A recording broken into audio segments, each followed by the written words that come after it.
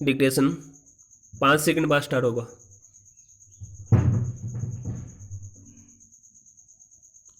Yes, ready, start. हाल में कानपुर में मुठभेड़ में मारे गए विकास दुबे ने अपने घर छापा मारने आए पुलिस बल पर हमला कर 8 पुलिसकर्मियों को मार डाला था।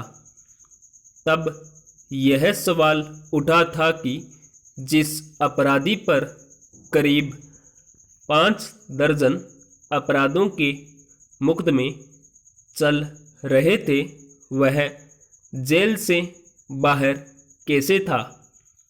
अब विकास दुबे की मुठभेड़ में मौत के मामले पर सुनवाई करते हुए सुप्रीम कोर्ट ने ठीक यही सवाल उठाकर उत्तर प्रदेश सरकार को कठघरे में खड़ा किया है कि इतने सारे संगीन आपराधिक मुकदमे सिर पर दर्ज होने वाला व्यक्ति जमानत पर आखिर रिहा कैसे था कि उसने इतना बड़ा नुकसान कर दिया।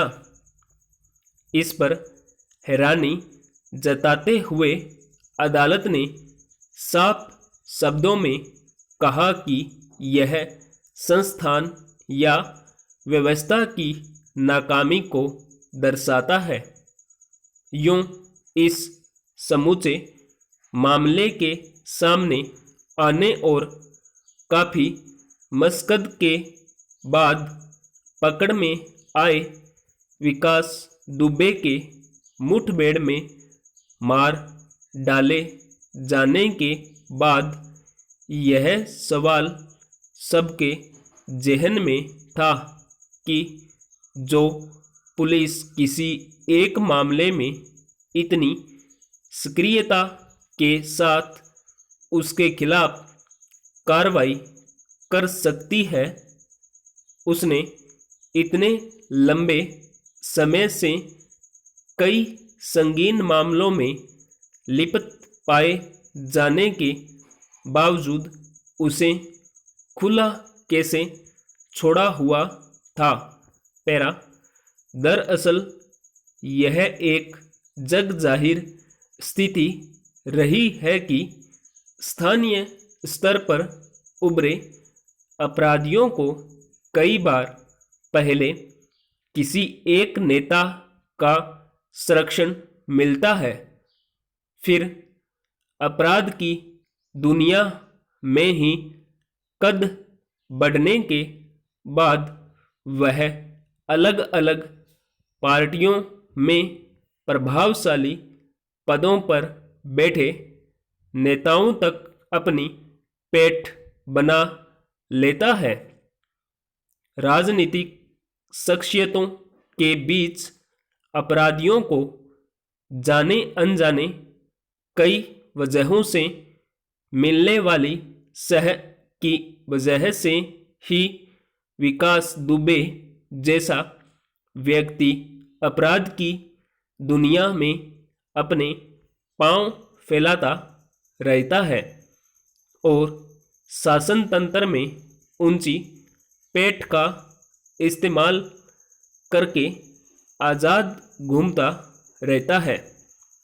सवाल है कि 8 पुलिसकर्मियों के मारे जाने के बाद जागी सरकार और पुलिस को क्या इस बात की जानकारी नहीं थी कि विकास दुबे का आपराधिक इतिहास क्या रहा है।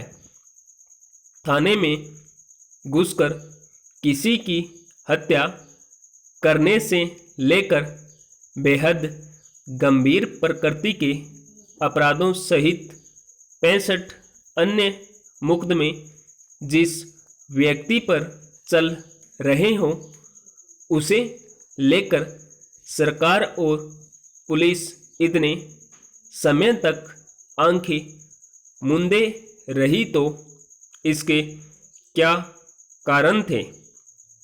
इसी अघोषित संरक्षण से बड़े हौसले की वजह से उसने पुलिस बल पर भी हमला करके बड़ा नुकसान पहुंचा दिया।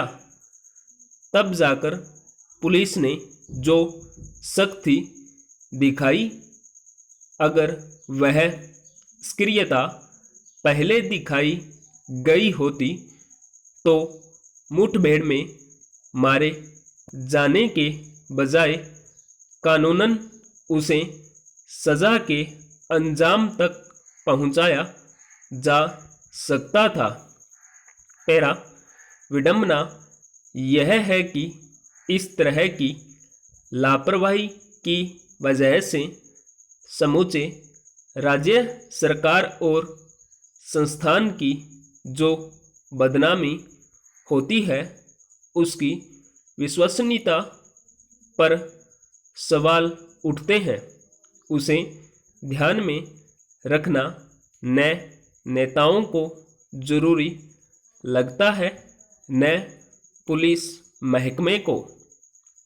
अगर किसी आपराधिक पृष्ठभूमि वाले व्यक्ति को राहत देने के लिए पुलिस पर कहीं से प्रत्यक्ष या परोक्ष दबाव डाला जाता है तो क्या पुलिस को कानून और संस्थान की गरिमा को बनाए रखना प्राथमिक दायित्व नहीं समझना चाहिए? किसी भी अदालत में जब इस तरह के मामले की सुनवाई होगी, तब वैसे लोग शायद ही कटघरे में आ पाएं जिन्होंने पर्दे के पीछे से अपराधियों को संरक्षण दिया होता है। जवाब आखिरकार पुलिस को ही देना पड़ेगा कि जघन्य अपराधों के आरोपी के मामले को संबंधित अदालत में कैसे पेश किया गया कि उसे जमानत या आज़ाद रहने की छूट मिल गई। जरूरत इस बात की है कि ऐसे अपराधियों के खिलाफ सांस्थानिक स्तर पर सख्ती बरतते हुए उसके संरक्षकों को भी कटघरे में खड़ा किया जाए। यह राजनीति को अपराधीकरण से बचाने के लिए भी एक जरूरी पहलकदमी होगी। स्टॉप।